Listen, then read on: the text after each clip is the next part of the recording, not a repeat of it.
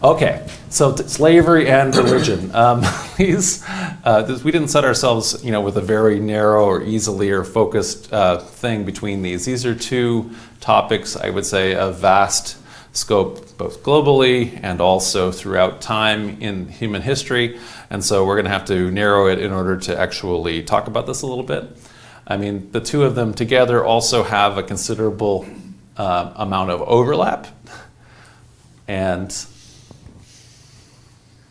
if we were to look at, for example, the one, we've always said before, we have a bunch of examples, where when you take religion, there is a dividing line between formal organized religion and then some of these informal, customary, religious, spiritual, ritual activities that I guess aren't necessarily formal or organized religion, but maybe are in that same sphere. And so we've talked before about this. It's easy to take that formal religion and stick churches in there, or mosques, or temples, or synagogues, or gurdwaras. You can stick those all inside that pretty easily and draw the little dotted line about it. But then there's all these other things that people do, like crossing your fingers.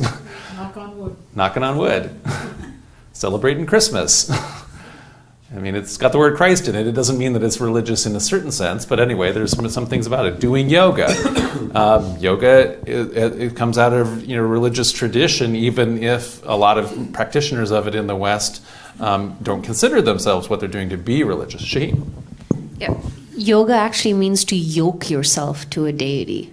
To yoke, there you go. So you're doing yoga. Well, and Christmas means,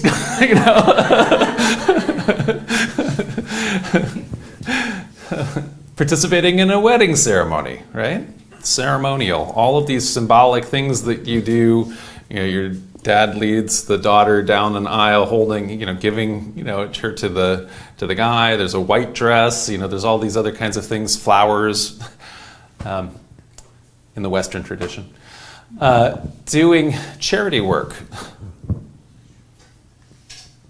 Going to a Raptors game. I mean, we've seen that in past when we've looked at the history of this, all sporting events, all athletic competition were originally religious festivals, right?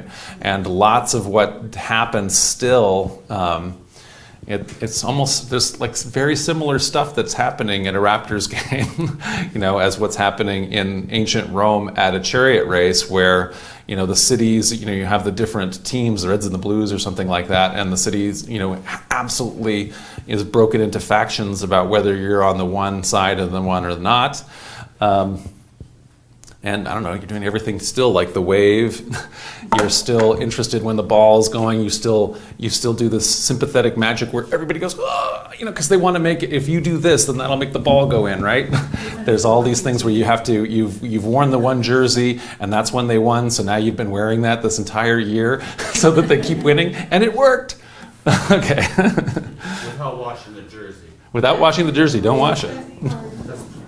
Yeah, you have to do all of those kind of ritualistic activities. So what I want to kind of just say here is then religion is a bigger, foggier category or whatever than just the little thing that we sometimes like to draw inside this dotted line and put in a pen, right? Whoopsie, I'm going the wrong way now. Okay, this way. So the same thing is going to be probably true with slavery, as a topic.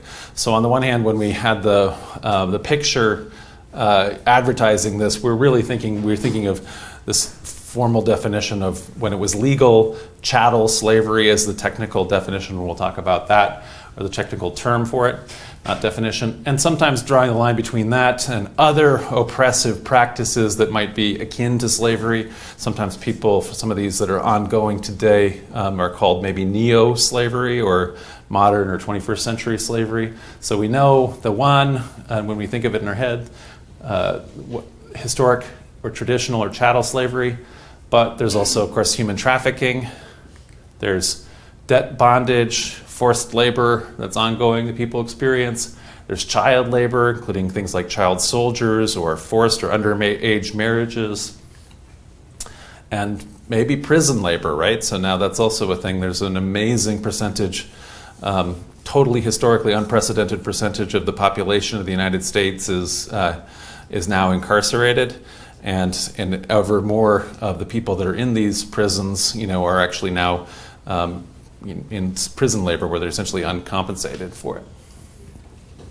So, although this is not the topic of tonight's lecture, we want to touch on this kind of neo-slavery or modern things that are akin to slavery. The Global Slavery Index indicates anyway that 40 million individuals are currently trapped in some form of modern slavery. According to them, the graphics that they put out, these is areas in the globe where there's the most prevalence of these kinds of modern slavery. Of these, 71% of the individuals trapped in modern slavery are female, 29% are male. There's some 100,000 or more child soldiers right now in the world. 15.4 million, especially girls, are in forced marriages. And then there's some 24.9 million people in forced labor of some type or other. For example, debt bondage is apparently like very prevalent in South Asia, for example, where you have to pay off even inherited debt that you can never get out of. So beyond those, though, I want to go to that inner cordon pen just so that we can kind of narrow what we're talking about in this particular presentation. So we're going to look at some particular organized religions in this case. This is a very vast topic, so we'll look at the West, we're going to look at paganism, Christianity, Judaism, and Islam. And we're going to look specifically at this kind of, not the current 21st century slavery, but especially ancient slavery, medieval serfdom that evolves out of ancient slavery, medieval slavery, and then modern slavery, all of which are connected to each other. And by modern, I use the term modern, anything that's after 1492. And so that means, because I'm a medievalist, right? So anyway, okay. So traditional slavery. So illegal today in all the world's countries that are recognized. There are places where that aren't recognized as countries, where it may not be the case. Traditional slavery, however, was legal in most societies until the 19th century. It's also called chattel slavery because the people are considered to be chattel, which is word for personal property of a legal owner.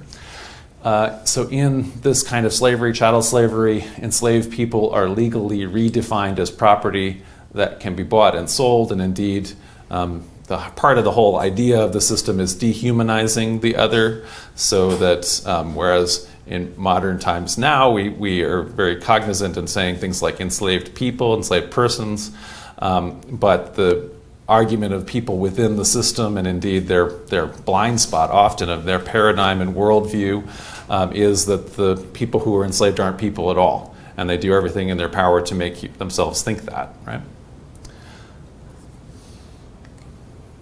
Okay, so this kind of slavery, this traditional slavery, it's illegal in all the world's countries, as we say.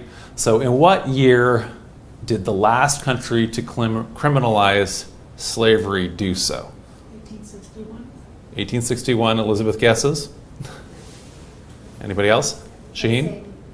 Early to mid-20th century. Early to mid-20th century. Any other guesses?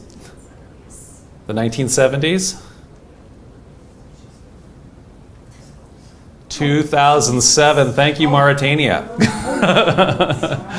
If you can imagine.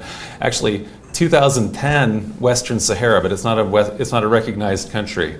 So Western Sahara would be more recently even than this. But anyway, of the generally recognized countries, Mauritania, 2007, if you can imagine.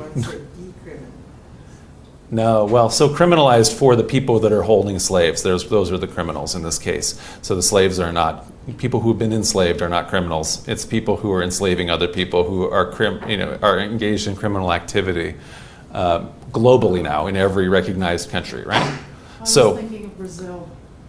Yeah. So Elizabeth was thinking of Brazil. So yeah, there is in fact, where you're saying 1888 here is where Brazil then is. John, remember to use the clicker for the people watching online. Thank you. I forgot I have my clicker. Okay. So here's a map. So we're thinking of Brazil. So in the late 1880s here, 1888. That's the end of slavery, the abolition of slavery in Brazil. We had over here Mauritania. This is the abolition of slavery in 1981. It's the criminalization of slavery is the 2007 thing in Mauritania. And Western Sahara, I point out here, is in 2010 is when they've criminalized slavery. So the earliest, in this case, in terms of abolishing slavery, is in some of the northern European countries, and then East Asia, as it's sort of spreading slowly into the modern era, abolition. But it's really quite recently that all of this has occurred. And I was starting to even think, if we think about it even, here where we're at, 1865 is not that long ago. Sheen? Quick question. I'm looking at the map for the Nordic countries, and I'm just wondering that it says like the medieval ages for them, but didn't they still continue to have slaves in their colonies? So the Vikings had slaves, but this is after the Vikings are gone, right? So this is they get Christianized, and they what they've done here is abolish slaves. It doesn't mean that you can't bring a slave to the country. And so in some of these, so this is the abolition of slavery. It's not the criminalization. What we had done in that previous thing, I didn't have a map for criminalization, so I wasn't able to find that. So that thing with the 2007, that's criminalization. We'll just have a couple examples of this. So in terms of abolition, this is an example of how this happened. So Louis X, the King of France, in the the early 14th century, he abolished slavery in France, using the etymology of the word franc, which actually means free. He says France signifies freedom, and he also decreed that any slave setting foot in the kingdom would be freed. And so that's an early example of abolition. But there's also economics behind this. And so one of the things that had happened through the course of the Middle Ages is that, whereas in the late Roman Empire, there were large populations of what were called slave, we use the word slave in modern English. Latin, that is servi, so servant, servus, service. And so the servi acquire more and more rights, and they become less slaves and they become more serfs. And so there ends up being in the West, in the Christian West, this population of what we think of peasants, serfs, who don't have all of the same. They aren't subject to all the same things that a slave would be, but they are still not free because they are attached to property. So the difference between what we'll talk about chattel slavery, where people can be bought and sold, and serfdom is you're part of the real estate. And so the property can be bought and sold, and you're kind of like the house that's built on it, because again, you're tied to the land and all your descendants and everything like that. So you owe certain obligations to the landowner. You're supposed to farm it on certain days. You maybe have rights to a certain portion of the harvest yourself, and this kind of a thing. And so this is essentially what serfdom happened. And so by this point, essentially, the French king is able to say slavery, which is this has evolved into is a slightly different practice than what they have in terms of serfdom. We're abolishing. We're not going to allow that in France. They're also fairly early on in getting rid of serfdom. And the reason for it, though, economically, as opposed to morally or religiously, is that when you have huge population boom. And so the population of France in the 14th century, this is right before the Black Death, right? So it had grown to 17 million. And so then when the Black Death hit in the middle of the century, and a third or half of the people ultimately over the course of multiple recurrences of the plague died, let's say two-thirds survived ultimately, the population shrinks.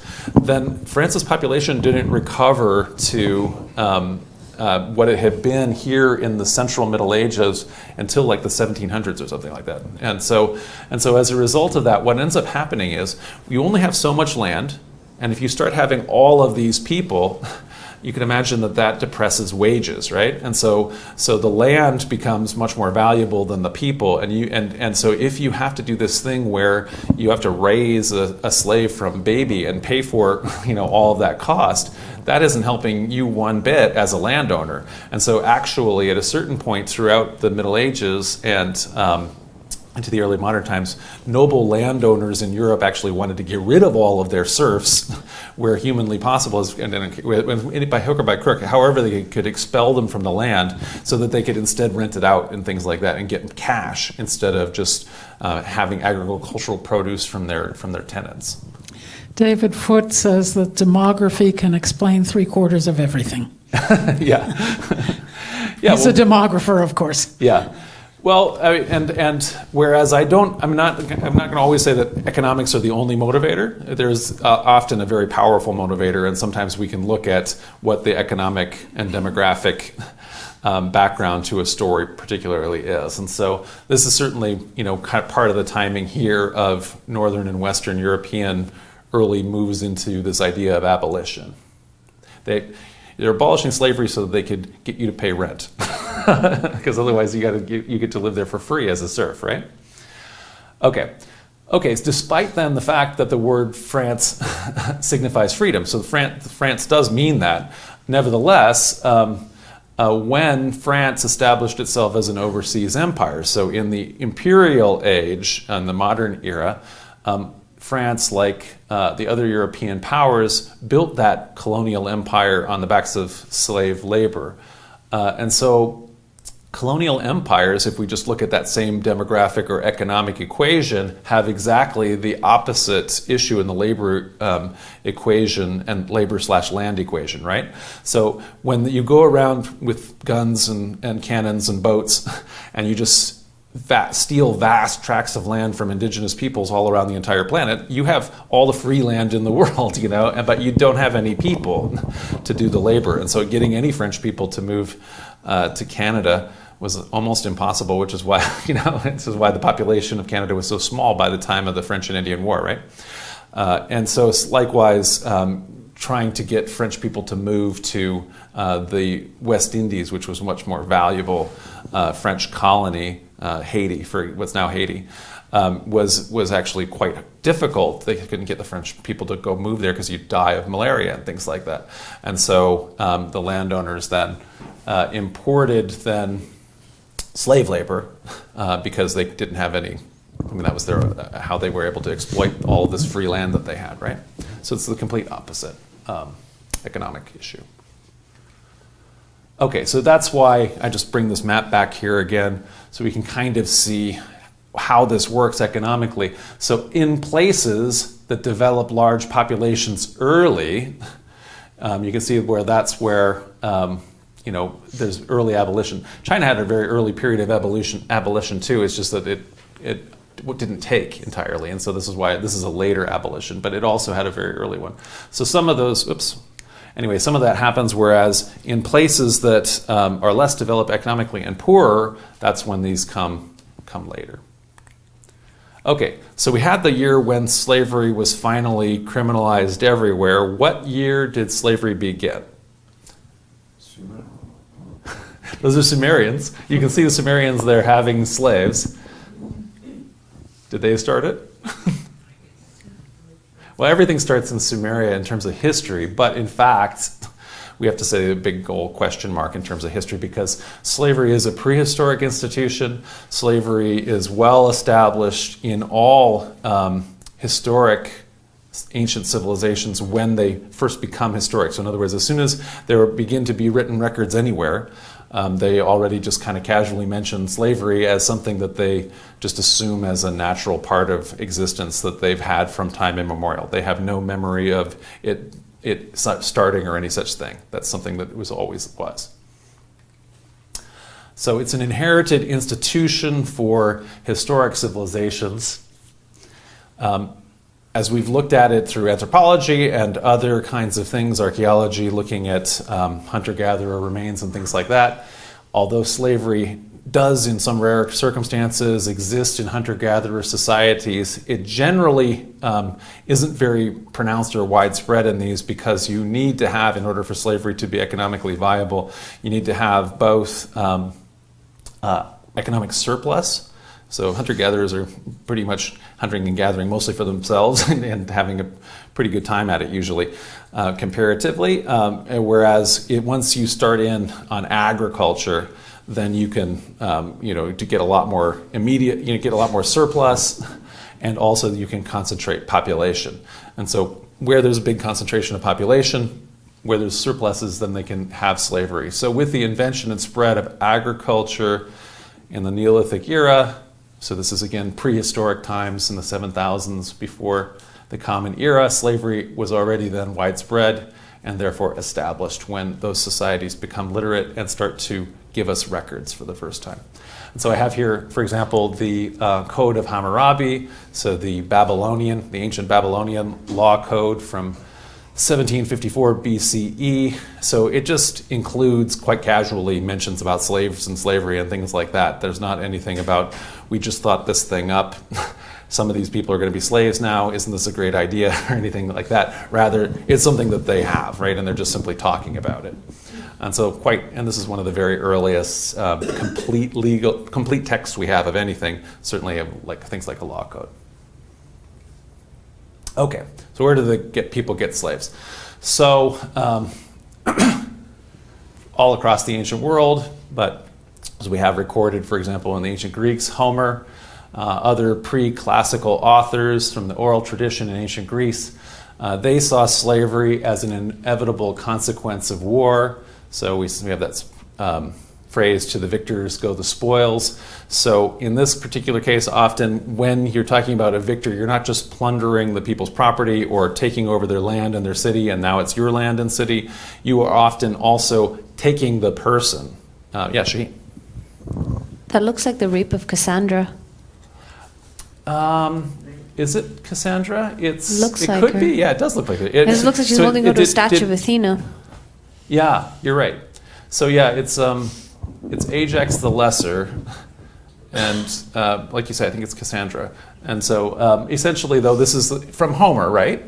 Is the idea. So from the Iliad, this is a mythological scene, of this idea, though, that these ancient Greek heroes could take as booty captured Trojan women, who then are very clearly, they're not only slaves, but obviously sexual slaves. So that's one of the main components of slavery, going all the way back to when history begins, right?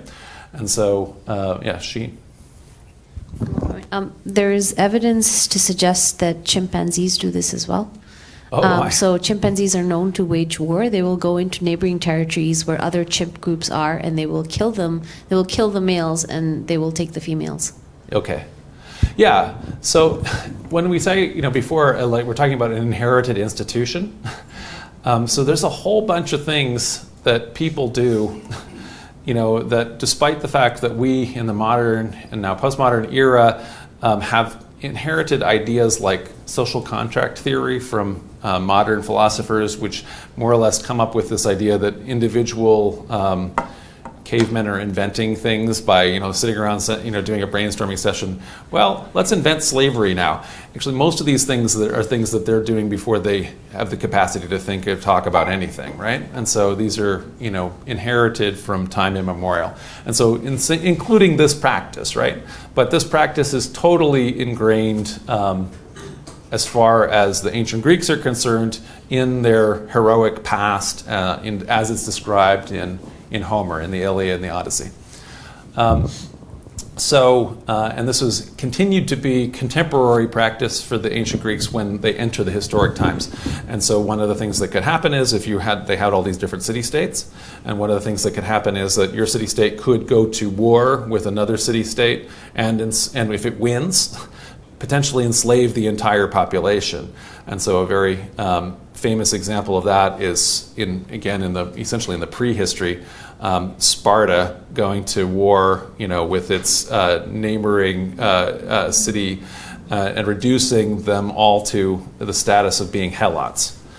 which is not the same ultimately. I didn't put this in a slide because it's actually a little complicated. So a helot, although is a kind of slave, it's actually also kind of a serf. And so as opposed to being a chattel slavery where helots can't be sold, they're part of the land that the Spartans control through their kind of unique system. But essentially it would also be possible the citizens of Thebes, which is another one of the Greek city-states, also got conquered at one point, and then they all got subjected to be slavery, subjected to become slaves, enslaved, although they were liberated, and that was considered to be a big boon by the person who liberated them. So anyway, so that whole thing, you could lose the whole city, the whole game. Otherwise, it would happen is that you simply would go to war. So Athens had this disastrous expedition to Sicily. It's one of the major failures of the Athenian democracy. When they lost, the Sicilians took all of the Athenian troops that they captured or surrendered and sold them all into slavery. And so that's just how slavery would happen. So as the pre-Socratic philosopher Heraclitus says when he's talking about it, war is the father of all, the king of all. He turns some people into slaves and he sets others free, right? So some people through revolt or revolution get away in terms of war from slavery, but a lot of others get enslaved in antiquity. So what are the kind of conditions of slavery in antiquity? Throughout everywhere in the ancient world, just as everybody was mostly engaged in agriculture. We are so removed from it now in our own world and time, we don't think about it, but a huge proportion of the entire population was engaged in agriculture, and indeed that's where most of the slaves would be too. But beyond doing agricultural work, which was the kind of work that everybody was doing, slaves were also singled out for particularly horrific professions that included things like being down in the mines, which you don't have a very long lifespan, generally speaking, if you're a mine worker, and also being subject to brothels, especially really bad brothels. So anyway, so those would tend to often be quite brutal conditions.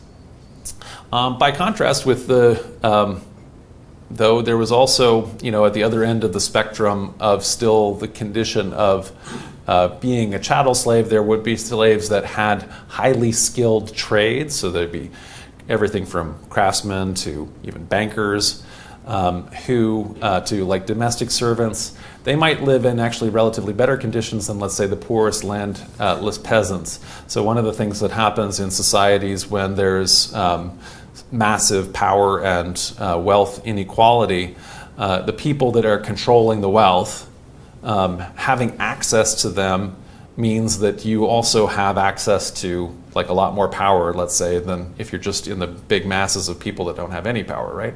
And so if you, let's say, are the king's chief eunuch, you're an unfree person, you're a slave, you've been made a eunuch. In a lot of ways, this is a bad lot in life.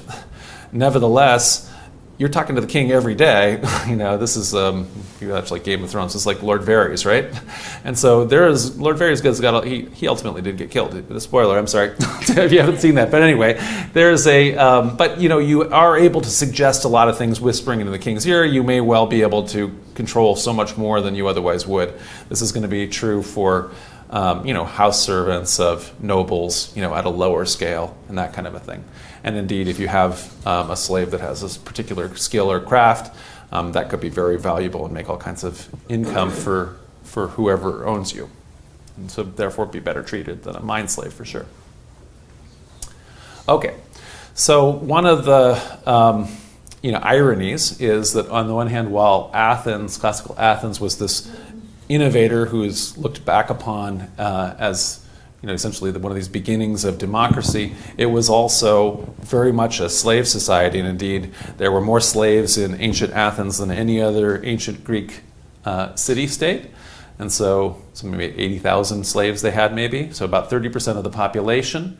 And apparently the majority of free Athenians at least owned one slave. And if you didn't own a slave, that was a real sign that you were a real poor Athenian, and so people pitied you a lot. There's a guy named Lysias who has a discourse in which he has a poor Athenian who's become an invalid and who essentially is writing his complaint. And one of the characteristics, this isn't a real Athenian, but just as to kind of just explain local expectations and social customs, the person complains, my income is very small now, and I'm required to do these things myself, and I do not even have the means to purchase a slave who could do these things for me. So this poor person, has to do all this, combing their hair and stuff like that they would normally, be able to have a slave do, right? Or, for example, in this case, you've gotten drunk, and you have to, you want to vomit, and the slave holds your hair for you and helps you get the bucket and that kind of a thing and picks up the vomit. So there's a depiction of that, right? So anyway, if you're a poor Athenian, you don't have that. So it's so ubiquitous that then the philosophers began to conclude that it had to be part of the natural order of the universe. So in the politics, there are several developments up to this date, but Aristotle tends to put the big golden stamp on it here with writing the politics. He that can foresee with his mind is naturally ruler and naturally master, and he that can do these things with his body is subject and naturally a slave. And so he essentially creates a theory of natural slavery where essentially the thinker is like the philosopher kings.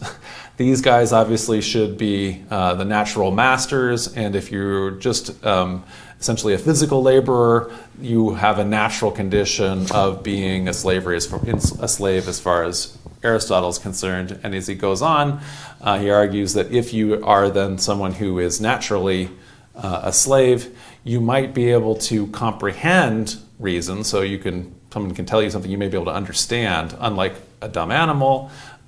Nevertheless, he says that natural slave has not got the deliberative part at all. So you can't be thinking of the ideas. You can maybe only be receptive of them. And so this is again part of the whole Greek idea and Roman too, ancient idea especially of active and passive.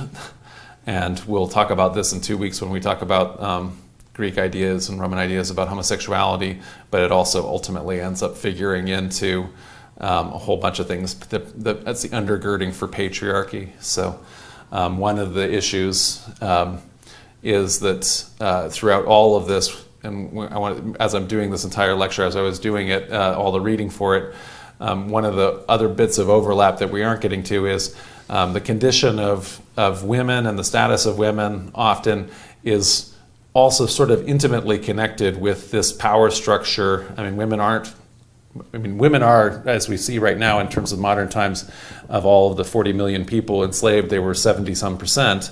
And likewise, even women constitute a large percentage of the slave population in antiquity.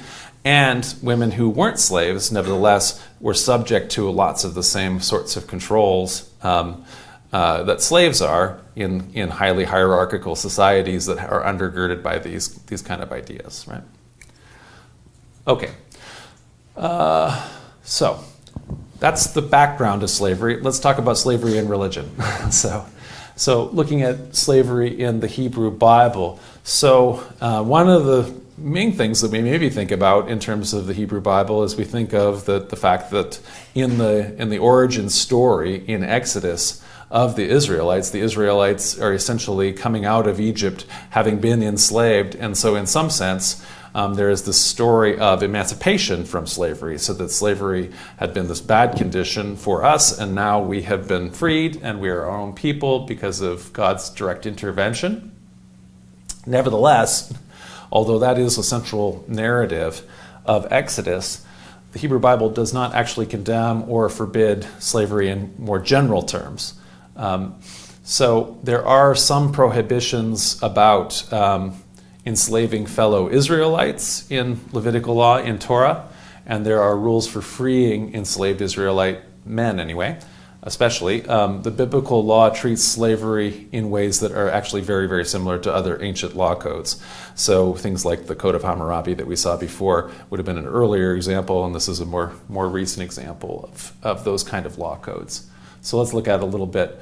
So from the book of Leviticus and Torah here, the Pentateuch, the Holiness Code, it here is specifically condoning or legalizing slave trade. So we read, "As for the male and female slaves whom you may have, it is from the nations around you that you may acquire male and female slaves." So Gentiles, you can go ahead and acquire through war or however you're going to do it, a purchase.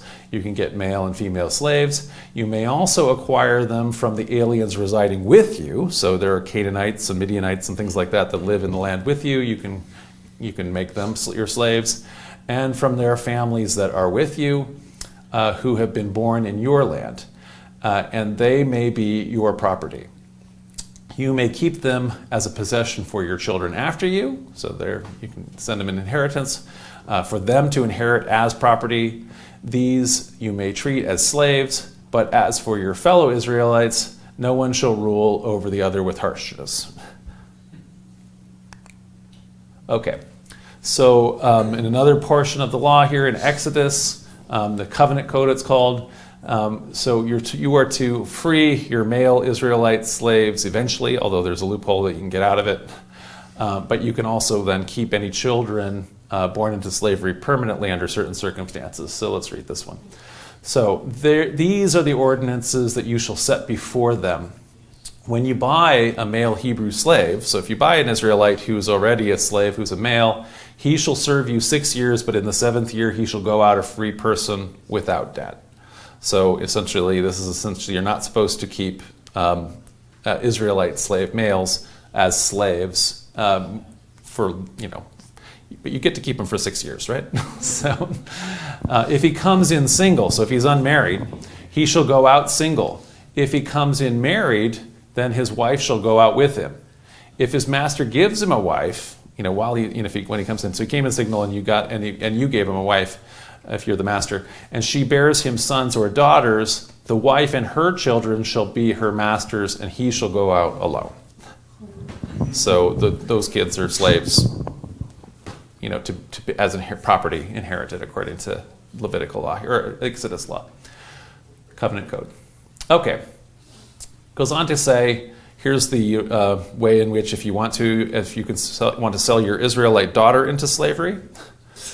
So when a man sells his daughter as a slave, she shall not go out as the male slaves do, but if she does not please her master, who designated her for himself, then he shall let her be redeemed. He shall have no right to sell her to a foreign people, since he has dealt unfairly with her. If he designates her for his son, he shall deal with her as a daughter. You can see what this kind of slavery is being used for, right? So this is concubinage, right? So sexual slavery. So if the man who buys her is using her as his own concubine, this is what happens. But if he designates her as a son, that's a different circumstance. So if he takes another wife to himself, he shall not diminish the food, clothing, or marital rights of the first wife. And if he does not do these things for her, she shall go out without debt, without payment of money, right? So we can see there's a bunch of different ways for which, this was this thing I was thinking about in terms of this crossover between slavery and just being a woman in antiquity and the Middle Ages. The custom of marriage, although we have this idea of marriage as being founded on love and all these kind of things, in so many cases it's actually founded on property rights and patriarchy controlling bloodlines, and all through the Middle Ages. So the Burgundian law, for example, specifies that when you're buying a wife, you give the money to the dad, and payment number one on the wedding day, and then on the next morning, then you pay the residue, the rest that you owe, because the Burgundian law here is specifying as you're buying a wife that she has to be a virgin, and so that's when the payment you tell on the next day, right? And so that's all the way through the Middle Ages, anyway.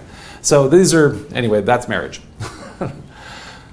Okay, This, though, even though, okay, this is maybe appalling to read this out of the Bible, this is actually quite, though, similar to all of the ancient neighbors. So the earliest parts of the Hebrew Bible, the stuff we're reading right here, is written during the first temple period of ancient Judaism, so the 6th and 5th centuries before the Common Era. It's the Iron Age kingdom of Judah prior to the destruction of Jerusalem and the destruction of Solomon's temple. So Judah, at this time, Iron Age Judah, like all of its contemporary neighbors, practiced slavery. And, as appalling as these verses seem today, the biblical law treats the institution in ways that are very similar to all contemporary ancient legal codes. So it's not especially bad. It's bad, but same bad. Okay, so fast forwarding a little bit, what does Jesus have to say? So Jesus is a Jew of the Second Temple period, so some 500, 600 years later. Now, at this point, Judea is a province in the Roman Empire or a client kingdom in certain parts of his life. Jesus announced in what he was talking about a heavenly kingdom where the last would be first and the first would be last, teaching things like, whoever wishes to be great among you must be your servant, and whoever wishes to be first among you must be your slave. Just as the Son of Man, which is to say he himself, Jesus, came not to be served, but to serve, and to give his life as a ransom for many.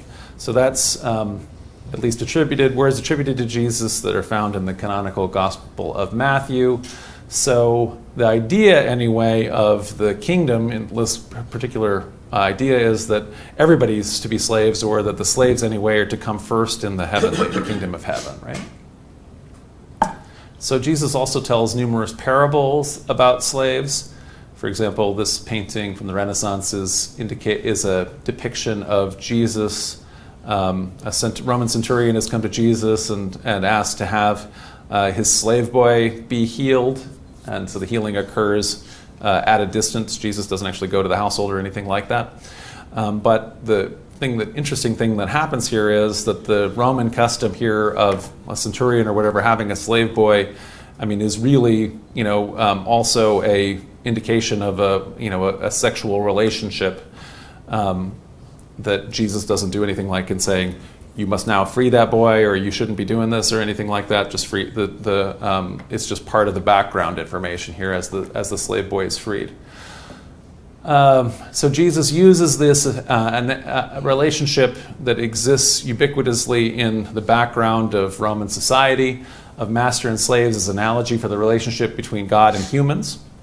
And so Christians then are envisioning themselves as slaves in these analogies, slaves to God, in this heavenly kingdom, a just kingdom, as opposed to the Roman kingdom, Roman Empire. Jesus himself promoted things like debt forgiveness. So there is for example, the Lord's Prayer, forgive us our debts as we forgive those who are indebted to us. And so in an agricultural peasant society like Jesus comes from, Galilee, where everybody is essentially either a slave or a small agricultural worker, you get fairly quickly into debt bondage, which we talked about as something that is still ongoing, where essentially you might own your land, but because agriculture has got such fickle backgrounds, cycles, you can have to borrow money in order to get seed or something like that, and at a certain point you are in debt bondage. And so having essentially a cancellation of debts is one way of alleviating a particular kind of slavery, but it's this debt slavery as opposed to chattel slavery, right? So it's not the stuff inside the dotted line that we were talking about before. So he has nowhere does he call for an ending to slavery in general. So that's not within the wheelhouse of anybody really in antiquity. Hardly anybody imagines that such a thing is even possible. When Plato is envisioning utopia, his republic, there are slaves, in the republic. When any of these theoretical, even mythological lands, they think of the lands of Caucania, it's called in the Middle Ages, Cuckoo Cloud Land, and they make that in It's an ancient Greek idea, but it's also in the Lego movie, right? So in Cuckoo Cloud Land, there are slaves, in the Cuckoo Cloud Land because they just can't think of not having slaves, So the birds have slaves in Cuckoo Cloud Land. But anyway, so Jesus is not calling for an end to slavery in general in the Bible. So in the canonical Gospels, Jesus heals slaves, but he does not free them, right? In any kind of physical, literal sense. Maybe he's freeing them in a Christian sense of some kind. Oh, but it gets worse, though. So what does Paul have to say? So writing in the 50s and 60s, Paul of Tarsus is Christianity's earliest surviving author. He also penned the largest number of texts that made it into the canonical New Testament. So while Paul, at his best, promoted a community where there is, quote, neither slave nor free person because you are all one in Christ Jesus. There's no longer Gentile or Greek, male or female. We're all one. And anyway, especially here in this society of Rome, it was impossible to think of this, neither slave nor free. Nevertheless, he accepted the reality that many members of the Christian community were legally slaves owned by other Christians. And that's something that he talks about a bunch of different places in his letters. So one of the occasions, the smallest book in the New Testament is a letter to Philemon. And Paul writes to a Christian named Philemon who owns this fugitive slave named Onesimus. And so Onesimus has actually run away from his master Philemon and has been working with Paul as kind of a missionary companion, sort of is probably like a freedman kind of servant relationship with Paul, although he's not actually technically a freedman because he's a fugitive slave. So Paul writes this letter where he is very circumspectly hinting to Philemon, hey, you really ought to free this guy who's so helpful to me. Because wouldn't that be really a boon to everybody, and shouldn't we be freeing our fellow Christians and all these kind of things? And I'm kind of a big deal. I'm Paul, and I could order you to do this, but I'm not. But I mean, wouldn't you want to do it? And then wouldn't it also be nice if we'd wrap this whole thing up in a bow if once you free him, you send him back to me so that he can continue to help me out here? And that's kind of what that letter has. So whereas that letter exists, Paul also counsels Christian masters to treat your slaves fairly and justly, but not that you have to free them or anything like that. He nevertheless repeatedly instructed, there's multiple occasions, slaves, obey your earthly masters with respect and fear and with the sincerity of heart, just as you would obey Christ. So there's lots of these slaves obey your masters lines, which Christian slave owners throughout history have been able to use to justify maintaining, the institution of slavery. Okay, so let's just switching over to pre-Islamic Arabia. Again, like everywhere else, so pre-Islamic Arabia is now the late antiquity, the early Middle Ages. Also, like all of the rest of the ancient and medieval worlds, slavery is part of the society, right? So like Jesus, Muhammad lived in this slave-owning society and he interacts with slaves. There's all kinds of different anecdotal examples through both in Quran and also the other traditions about Muhammad. One of the examples is this guy, Zaid, who as a young man was captured by raiders. And this is one of the ways that everybody's enslaved. It's not just if your city goes to war and you get captured as part of a giant soldiering group. If you get on a boat and go on a trip, pirates will come and attack your boat and everybody on the boat is now a slave, on your boat. Likewise, if you were ever traveling in antiquity, it's just amazingly dangerous to go on a road or anything. Bandits capture you and now you're a slave. And this certainly happened to Zaid. And so he gets taken to Mecca, somebody buys him, gives it as a gift to this woman, Khadijah, who, when she marries Muhammad, as a gift on their wedding, as a wedding gift, she gives Zaid to Muhammad, and he ultimately then frees Zaid and adopts him as a son in a ceremony. So even though he's actually older than Muhammad, he adopts him. I think he's 10 years older. I was reading. Maybe I'm wrong. Anyway, so it's an example though of doing a good act. In other words, not Muhammad banishing or abolishing slavery, but showing by example manumission, right? That it's a good deed to free slaves that you have. She? Yeah, I was just going to say that there is a surah in the Quran, Surah Al-Balad, which is the city that actually says that which is a reference to the steep pass of righteousness or steep or of goodness. And yeah, there we go. You beat me to it. Yeah, we can. No, this isn't the one. Oh, that's the wrong one. No, this is not the one. Okay, I got the wrong one. Okay, you can tell me the one. Yeah, so Surah Al-Balad, and it says and it says word for word, it's freeing of the slave is included in the things that you were supposed to do on this path of righteousness. No, and that's it's like the one I just have. We'll get to it. Is it the one? Sorry, Yeah. maybe my contact. I'll read it. It's okay. We'll get to it. Yeah, exactly. No, there's a bunch of passages. So we'll get to those. So the Quran, slavery and the Quran then. So just as the ancient Greek philosophers, the Torah, Jesus, or the Christians took slavery as a given, the Quran likewise regulates rather than abolishes the practice. However, the Quran, like Paul, urges masters to be kind to their slaves and actually recommends their liberation by purchase or manumission. The freeing of slaves is recommended both if you want to do expiation of your own sins, and so there's multiple surahs that are like that, or simply just it's a good thing to do. And there's multiple, actually, surahs that do that. This is another example. Bilal here, who is an Ethiopian slave who is emancipated on the instructions from Muhammad, and then ultimately becomes one of the first people to do what's it called, muezzin. Yeah.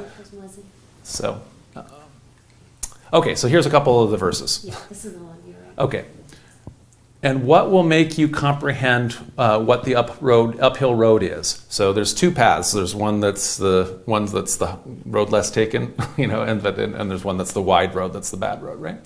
Or the wrong way. So what's the uphill road? It is setting free of a slave.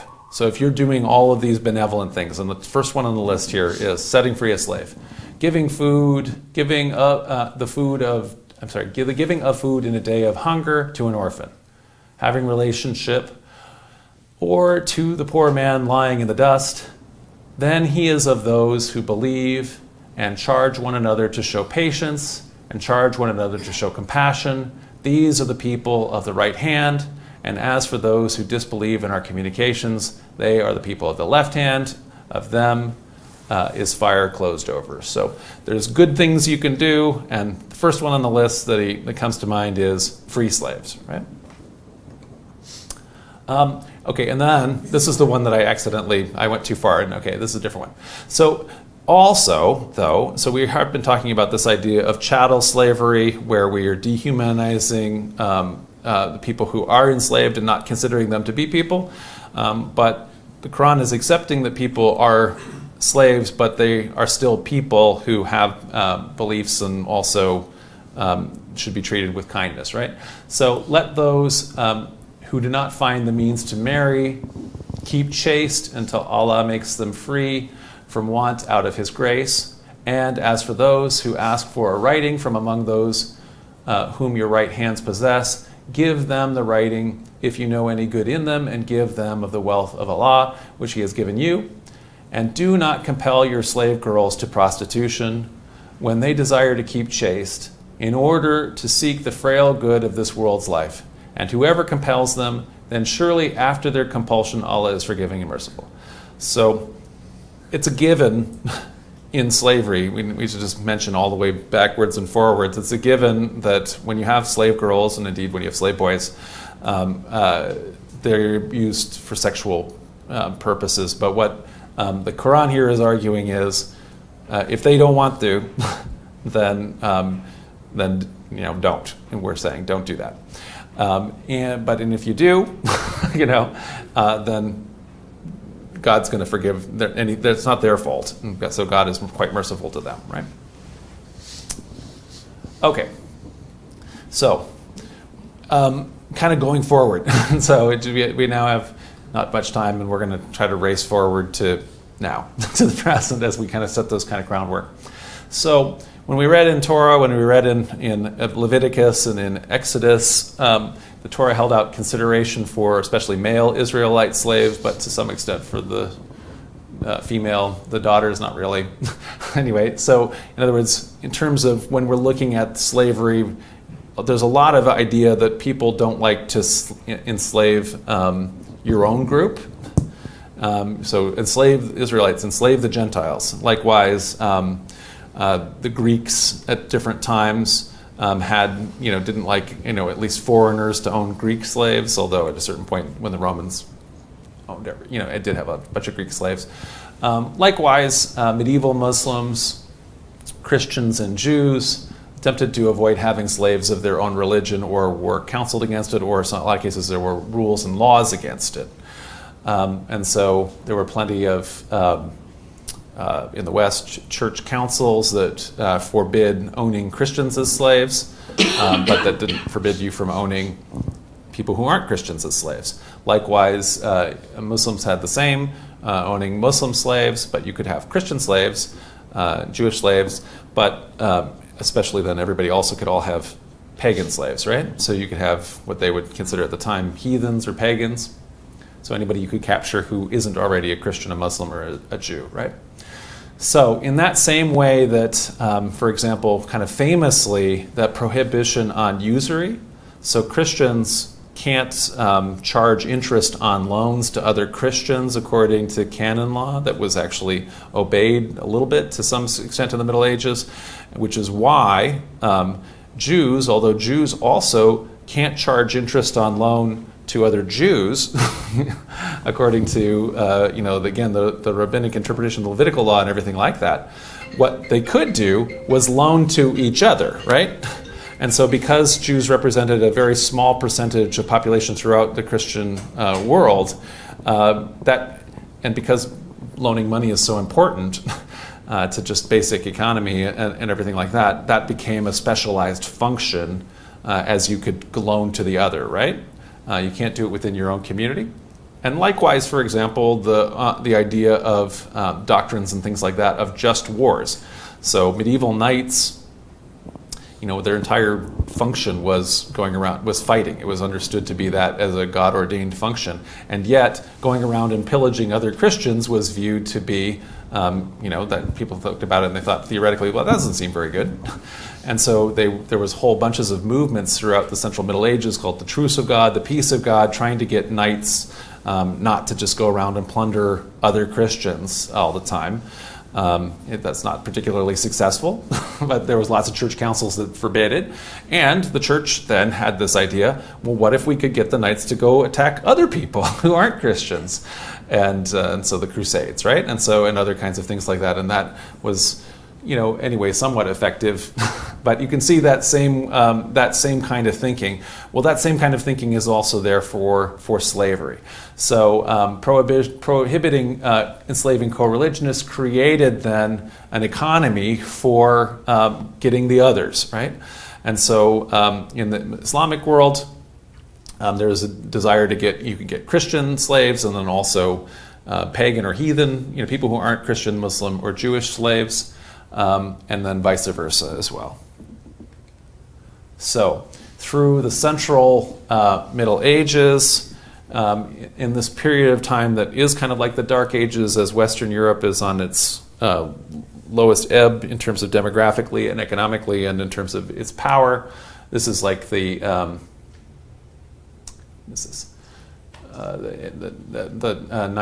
ninth century, 10th century, 9th and 10th century. Essentially, Western Europe is kind of down to the northern bits of Spain, Italy, France, Germany, and not the Scandinavia, the Britain, right? And so the Vikings are coming in and raiding all the British Isles. They're settling in Normandy. They are raiding actually all the way around up this way.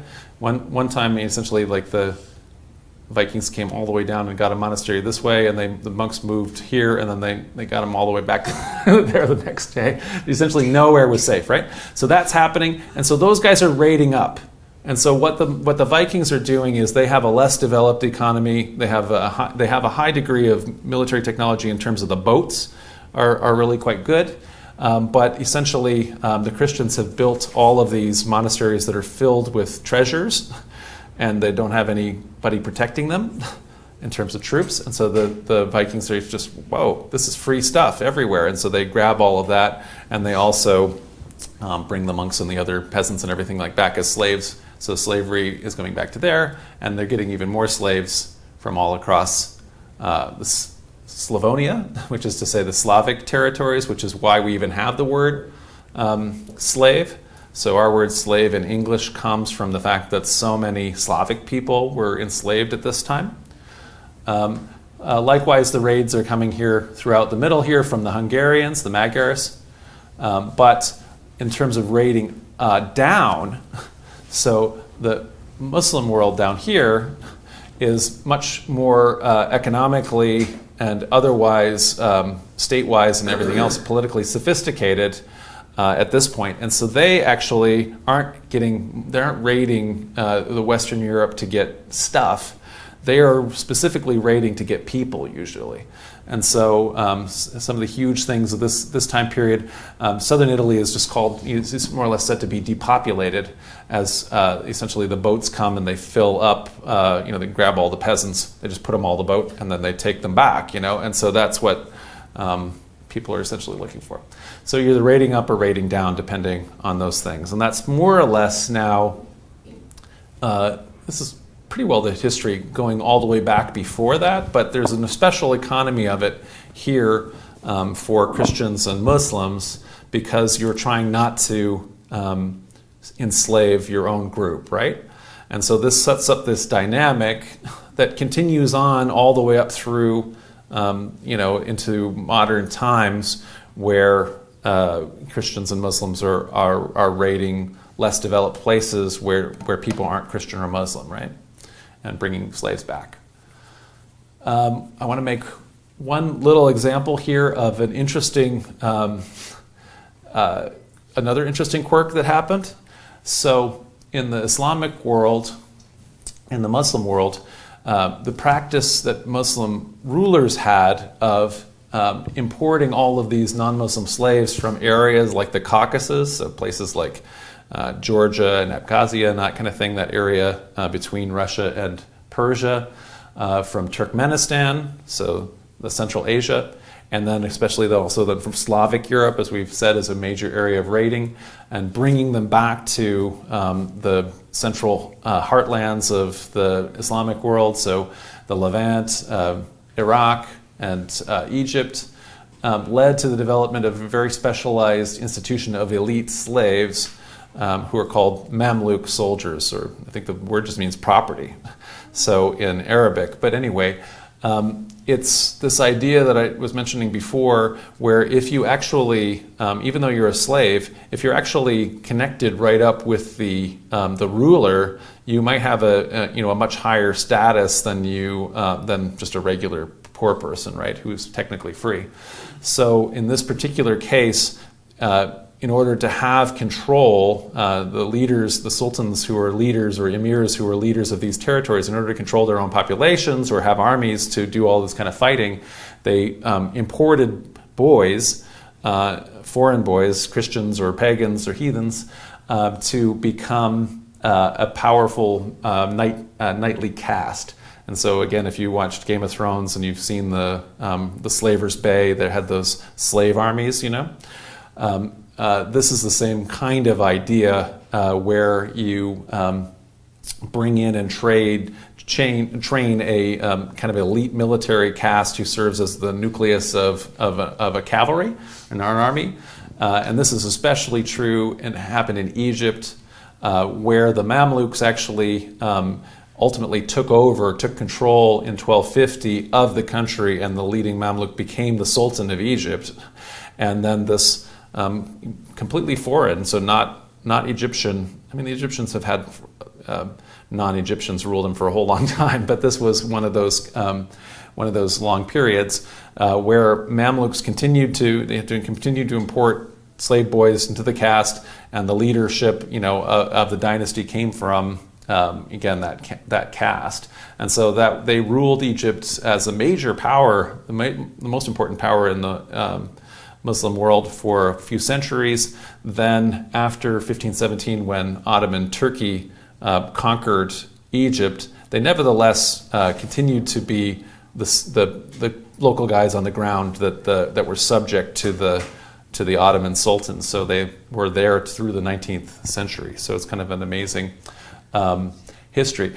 The Ottomans then also went on to have their own system like this called the Janissary system, where again they created their own kind of elite military of, getting Christian Slavic slave boys as into these kind of camps of soldier slaves.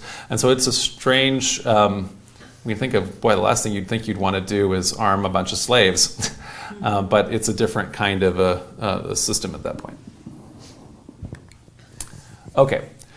So this same kind of thing like we had with the map with the Muslims and the Vikings, this same kind of raiding down then continues through the modern era, and it goes all around. It's not simply Africa, but obviously into the modern era, the huge component of it is the African slave trade, which continues in part in smaller numbers in the Islamic trade as slaves continue to be imported into Muslim countries from Africa, but in much bigger numbers in the West, in the Christian imperial colonial places where slaves were quite famously, as we know, I gotta use this thing, imported into Virginia and the Americas, which set up the stage for the American Civil War and American racial problems and tensions all the way up to this day, but actually vast numbers more into places like Brazil and especially the West Indies, which were economically for the European colonial empires worth just oodles more. So all of North America, the colonies, as far as the British were concerned in the 18th century, were worth less than just a couple sugar islands in the West Indies, because the revenue that could be gained from these sugar plantations was just staggering. But it was also, you see all of this transportation happening of all of these African slaves to those places because the mortality rates was also in those places so especially amazingly high. So, Elizabeth. Yeah, two things that I've read. One is that the American Revolution was kind of, the British gave up North America in order to keep the Caribbean. Yeah.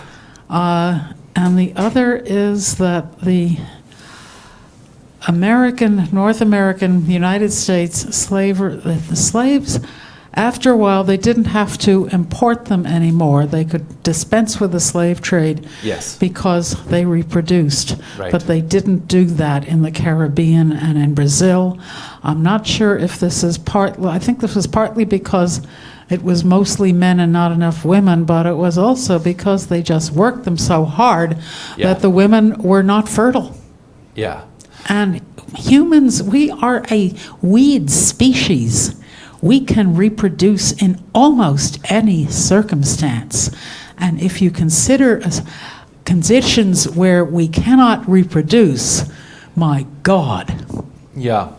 Yeah, and so this is something that has happened frequently in slave societies, so where the society gets very, very oppressive. So one of the reasons for the fall of the Western Roman Empire is because there was so much slavery that the large Roman landowners had, that the population just suffered kind of an ongoing collapse. So by the time the West Roman Empire fell, there were just way less people there than there had been 300 years before that. The same thing was true, so when we were talking before about ancient Greek slavery, the Athenians were not breeding slaves. They were just because they wouldn't let them largely. Marry. Yeah, they couldn't marry and all that kind of thing. And so in generally, because it actually is too expensive to raise the kids and that kind of thing compared to how easy it was to just go and capture a whole bunch of new slaves. And so that was part of the thing in terms of depopulation. And so part of what's happening here. So as Elizabeth said, the British actually, in terms of financial calculus, losing North America in terms of overall crown revenues was almost nothing compared to keeping hold of, at the time, the sugar trade from the West Indies. That calculus was done specifically, the French Empire made that. So if you're familiar with Napoleon selling Louisiana to the United States, this vast territory. So he, almost this whole chunk of North America, technically the French Empire sold. It was so that he could keep hold of Haiti, because Haiti was so, just amazingly valuable. It was just, they put so much more into those, and they got so much more out in terms of the colonial empire. So, I do want to conclude, here in the end, we've talked a lot about, in the course of this, obviously Christians and Muslims who are engaged in the slave trade. There were also many Christians and Muslims who opposed both the slave trade and slavery, which led to abolitionism and the eventual abolition and now total abolition of all of this kind of traditional legal chattel slavery. Obviously not the end to all kinds of human trafficking and new kinds of slavery that we have. But one of these, specifically these groups that can be singled out for special praise is the Quakers, who stood up and were abolitionists very, very early on. This is just a picture of Henry Brown, who was a slave from Virginia, who mailed himself to the abolitionists in Pennsylvania. So dressed a box, got in it, nailed it, and he was there for 27 hours by wagon steamboat until he arrived in Philadelphia. They opened it and he got away, from Virginia. Yeah.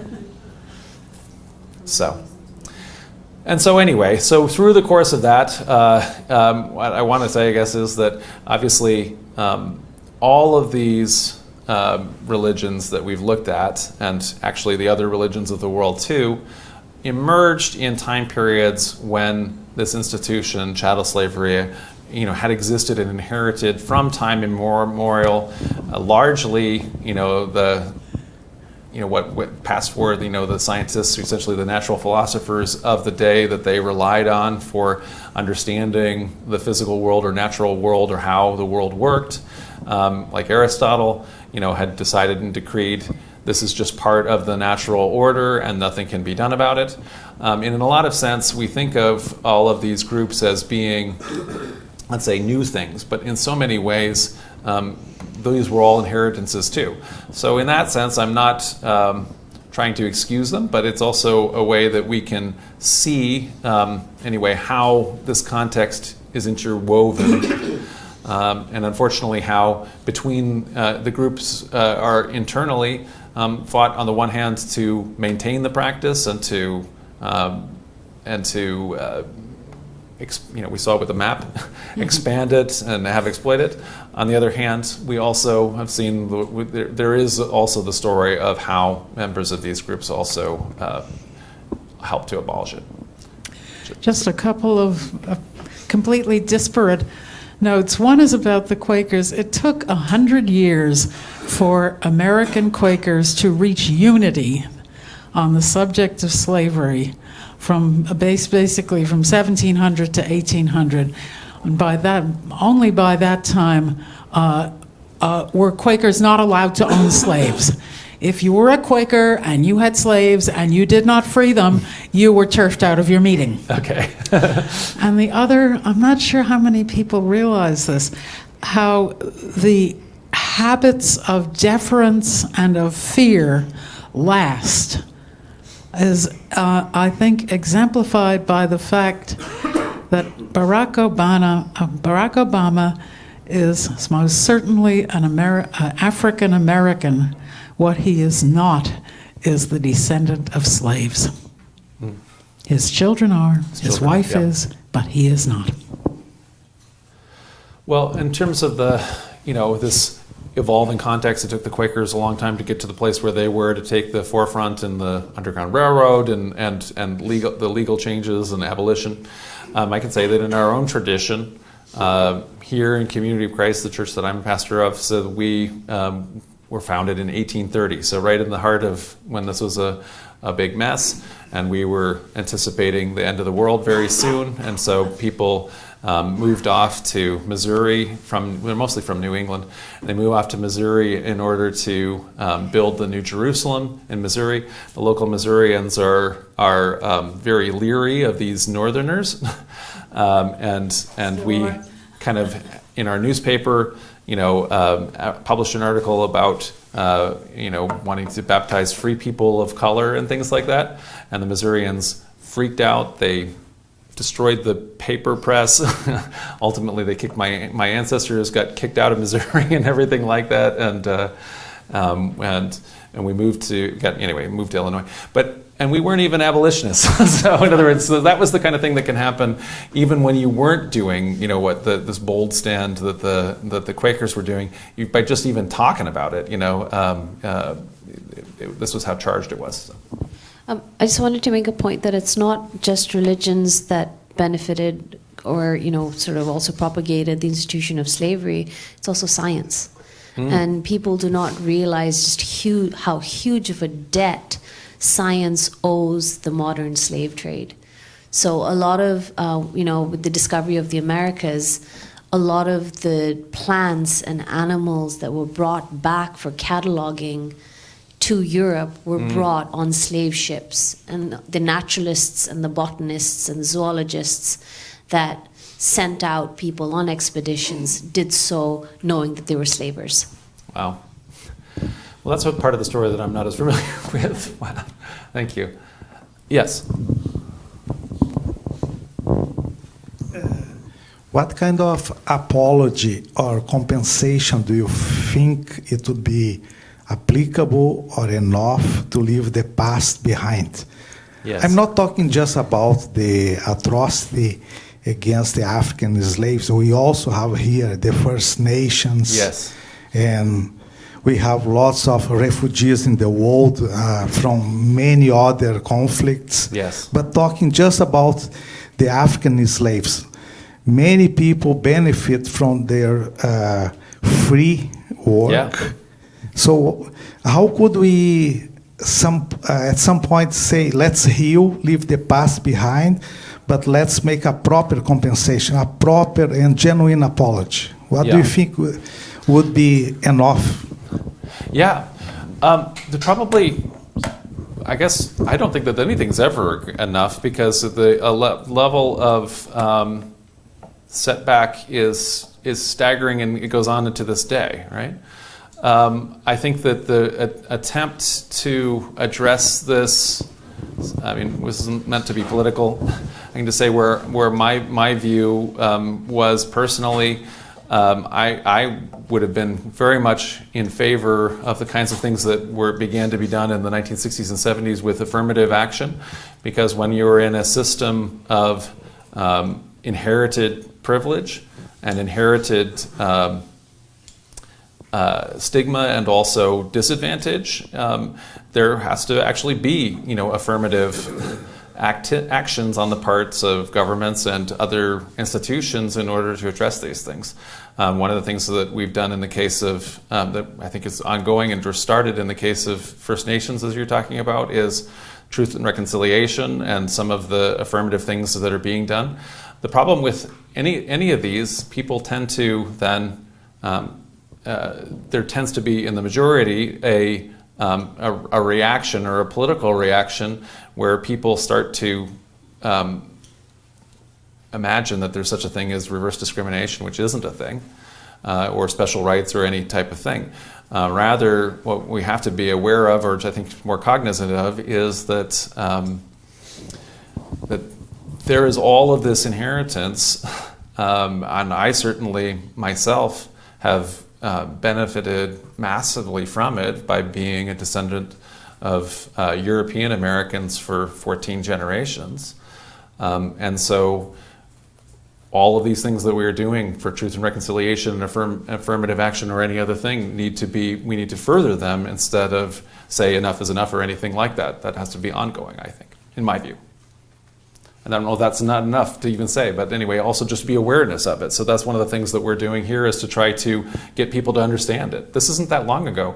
We saw at the beginning of this, the legal thing ended in 2007, right? You know, this is as close as it is, you know. Valerie has a comment or a question.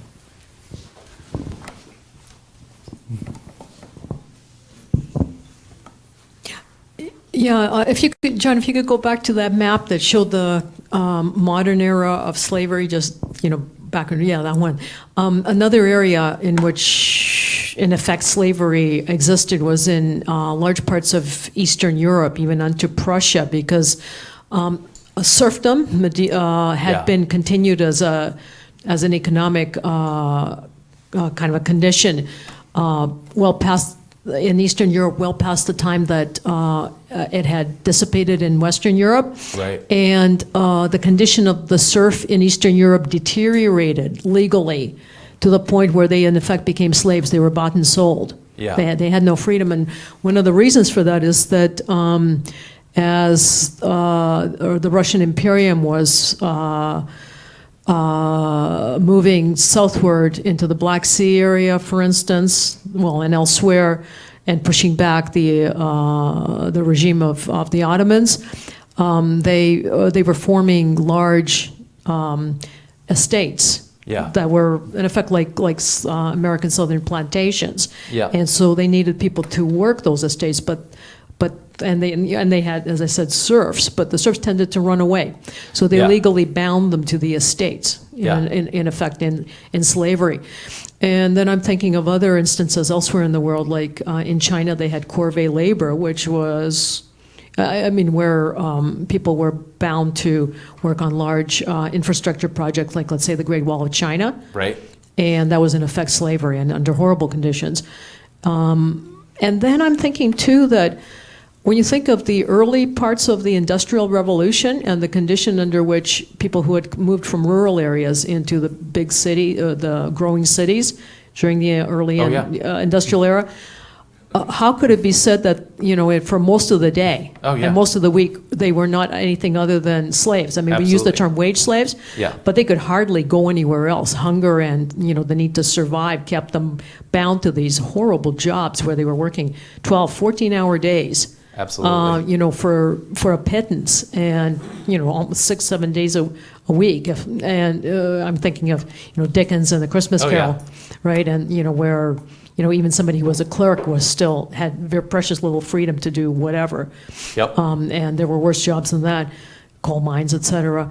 And then, too, I'm thinking in the present day, there's a huge amount of slavery right now, you know, like the chocolate plantations in Africa, sex trafficking. I mean, there are slaves being held in Toronto right now, even as I speak. Yes. You know, sex-trafficked women, people brought in to do sweatshop work whose passports are taken away, and they daren't go anywhere.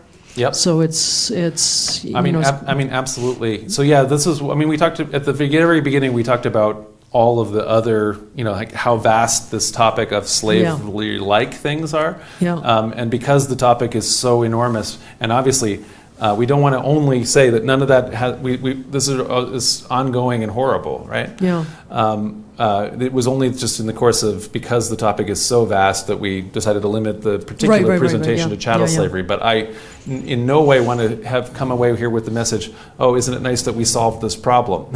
Yeah. This is not, you know, this problem is not solved. There are ongoing conditions with everything that you've already talked about, as we've also talked about prison labor, other kinds of forced labor, and again, the problem of ongoing inheritance that you're talking about. In other words, people who that some groups have profited through inheritance by the labor of other people who have been disinherited because their labor, you know, they're descendants of slaves. So. Yeah.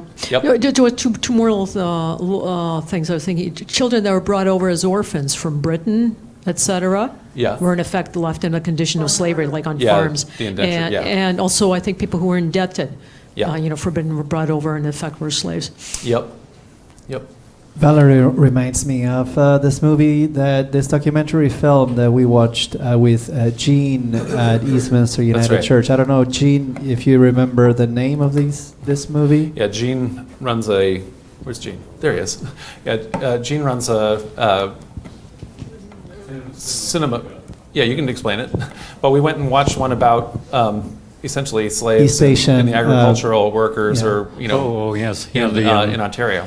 well, very close to home here, the Yeah. film called Migrant Dreams, which Yeah. we showed a few months ago, and it's makes quite a case for many of the situations you're saying, that we bring people from countries like in Mexico and Southern American countries, Central American countries, to the Niagara Peninsula primarily, and take away their passports, Yeah. keep them in warehousing kind of situations, and they are in effect slaves Yeah. to this thing. Quick commercial comment here. Yeah. The film is made by Min Suk Lee, who is, if anybody lives in Toronto, Danforth areas, I do, will be your federal NDP candidate in the coming election. So vote Min Suk. Cool. I mean, and I don't know. So anyway, there's lots of this that we, still can have as a, topics for future discussion.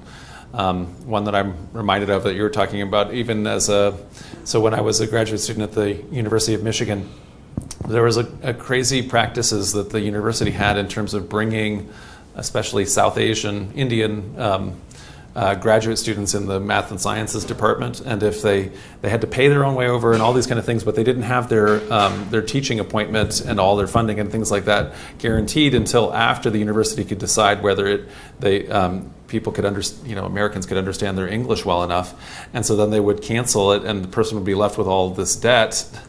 And have to go home, where the dollar exchange and everything like that. They put so much to be able to go in order to get paid pittance as an international TA anyway. But with the opportunity potentially, if you did go through all the different hurdles, of winning, of doing well. But anyway, so I remember. So anyway, as a graduate student, we all went on strike in order to protest those conditions for what the university was doing. Yeah, as I recollection of it is that they changed the policy a little. So anyway, as a result of our strike. So, June had a question or comment. Yeah, I just wanted to comment on modern day slavery. So in the late 90s and the early 2000s, I worked in strip clubs in Toronto, and the strip club owners had petitioned the government saying there weren't enough Canadian-born women who were willing to do this job, so they opened it up as a needed profession. So that actually opened it up for people to come in and bring girls in and hold their passports. Oh my goodness. So it actually kind of in a way, the government was, in a way, encouraging this kind of behavior. And I remember working in a club where one day it was all these Romanian girls came in, and they're like, oh yeah, no, we're here, but we have to earn so much, and then we're free. Wow. Yeah. And that happened all across strip clubs, all across Toronto Oh my at that goodness. time. So there was an influx of foreign workers, and a lot of them were on this system where it was they had to pay back whatever amount they Right. paid to come over. Yeah. And they had to dance until they were through that. And some people actually did it, they paid it out, and there's some of them are still in Toronto. But that's kind of the whole system changed because they'd lobbied the government to make it a needed profession. Wow. Well, thank you, government. Well, we'll go ahead and conclude. But unless you wanted to say something urgent, no. You just grabbed the microphone back. Okay, very good. Well, anyway, so there's a lot, like I say, lots more we can discuss, and we can discuss more online or offline over snacks. And so we'll say that's it for now. And thank you. Well, thank everybody who joined us online, and I'll let Leandro do the sign-offs. Oh, there's one question Oh, go ahead. from the audience. You guys can start getting snacks. From Monica Taylor. Do we know the earliest expression of the idea of chattel slavery as a moral evil? Chattel slavery as a moral evil.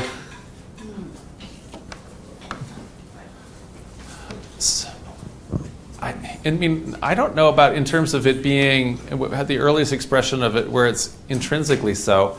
There is so in the same way that I won't know outside of the West, but more familiar with ancient Greece.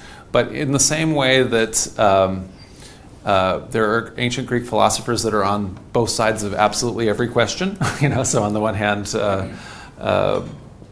is there immortality, or all of these different questions? Is there such? There is somebody who's opposing Plato and Aristotle, right? For everything. Well, there's also somebody who was an ancient Greek thinker who wasn't as followed afterwards, who definitely came out against slavery as being completely unnatural. So that is also one of the contemporary thinkers. So even though that wasn't the majority or mainstream philosophical thought, it was definitely, as philosophers were on all sides of different questions and thinking about different things, there was a proposal anyway that one philosopher had, and I'm not remembering the particular philosopher's name, that did come out in opposition to slavery. So that might be one of the earliest examples of that I'm aware of. Thank you. All right, and now what's next? Thanks again.